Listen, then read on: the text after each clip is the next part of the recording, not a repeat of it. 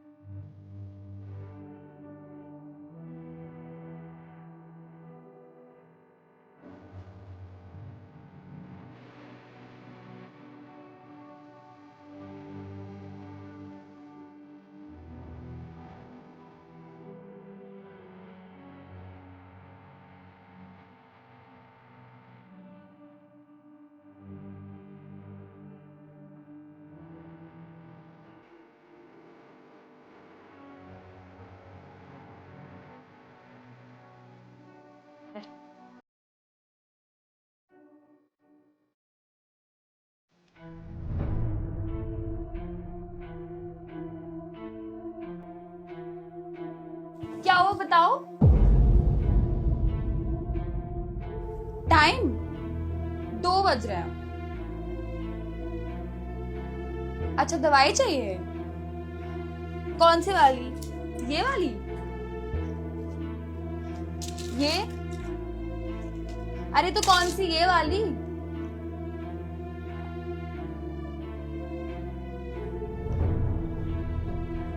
ये लो।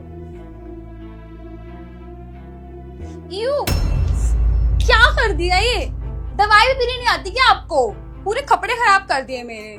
मुझसे नहीं होगा ये सब, पता नहीं कहाँ फंस गई मैं, सीरियसली।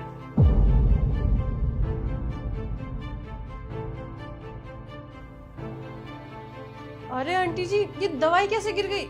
1 मिनट।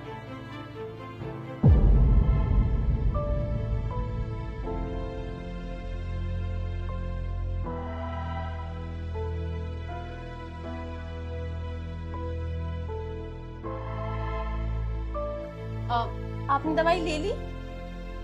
अच्छा, ये जो दवाई निकली हुई है यही है?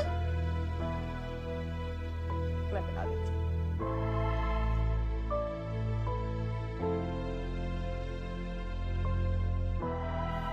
और कोई सी दवाई देनी है?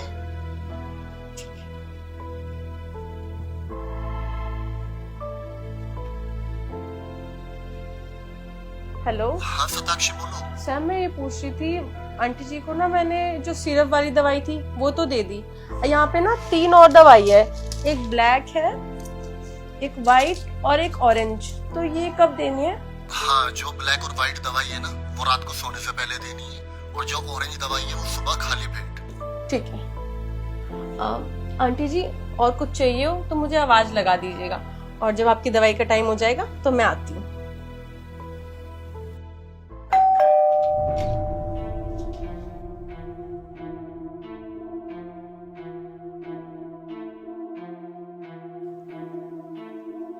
क्या हुआ, क्या देख रही हो? यार देखो, उस बूढ़े के चक्कर में ना मैं तो भूखी नहीं रह सकती, और वैसे मैंने एक एक्स्ट्रा मील ऑर्डर करा है, तुम चाहो तो खा सकती हो, ठीक है? वैसे तुम्हारा नाम क्या था? शताक्षी। हाँ तो खा लो। और आंटी जी के लिए? यार बीमार लोग क्या खाते हैं ना, मुझे कोई आइडिया नहीं है, इसलिए तुम खा लो। यू कैन जॉइन मी, कम। कोई बात नहीं, ठीक है।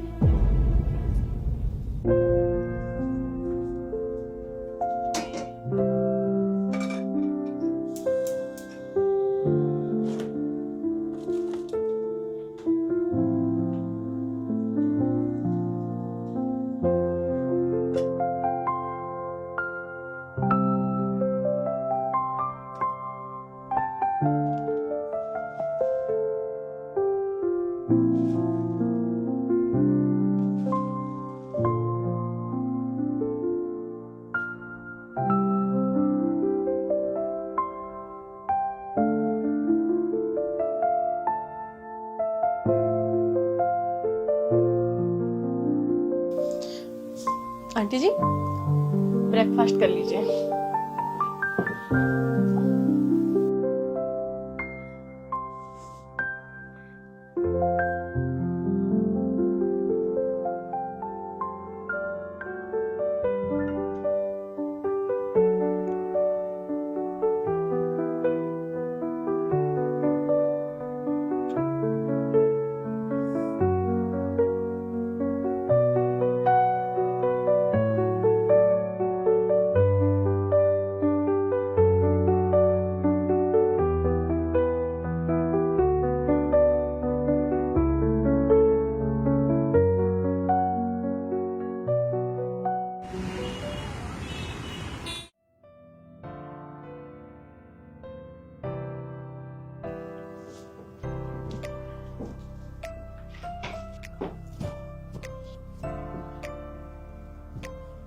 और बताओ कैसे हो दोनों?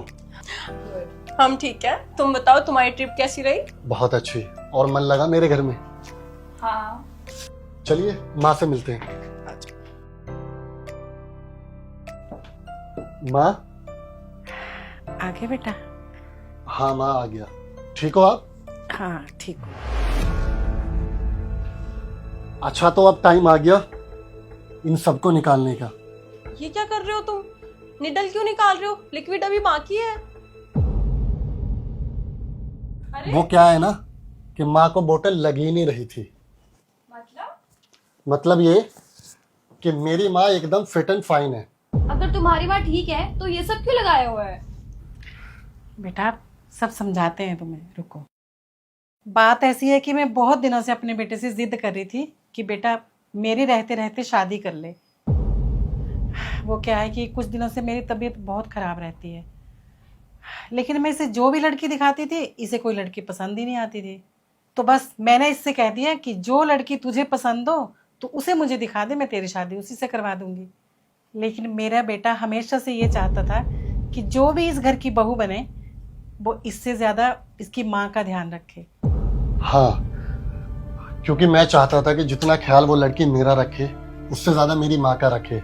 क्योंकि आजकल आपको तो पता ही होगा ना, मॉडर्न ज़माने की लड़कियाँ पहले तो ऐसे प्रिटेंड करती है कि वो आपका और आपकी फैमिली का बहुत अच्छे से ख्याल रखेगी, लेकिन ऐसा होता नहीं है। आजकल तो पहले ही कंडीशंस रख देती है कि शादी के बाद वो सेपरेटेड रहेंगे या कुछ टाइम बाद वो अपना रंग दिखा देती है। कुछ साल तो वो फैमिली के साथ बहुत अच्छे से रहेगी, लेकिन कुछ सालों बाद ही माँ बाप की सेवा करते हुए उनको बहुत दुख होने लगता है। तो इसलिए मैं चाहता था कि जो मेरा ख्याल रखे, मुझसे प्यार करे, वैसे ही वो मेरी प्यारी माँ का ख्याल रखे और मेरी माँ की सेवा करे।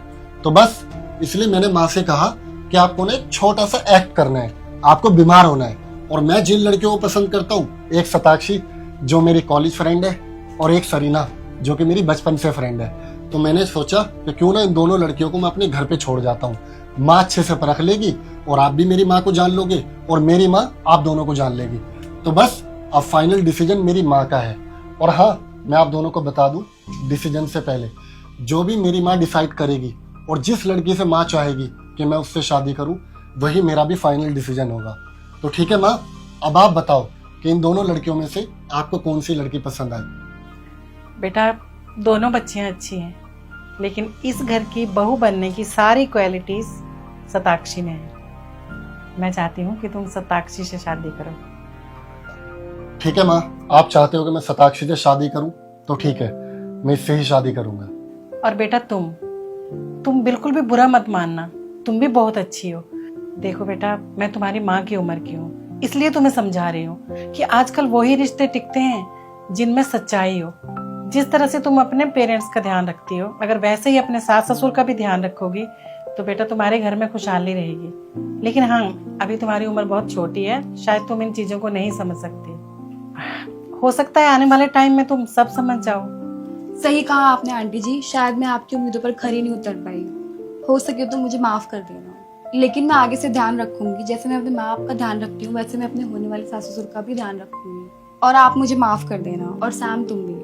नहीं सरीना, इसमें माफ़ी वाली कोई बात नहीं है, बल्कि थैंक यू सो मच कि तुमने मेरी माँ का और मेरा डिसीजन एक्सेप्ट किया।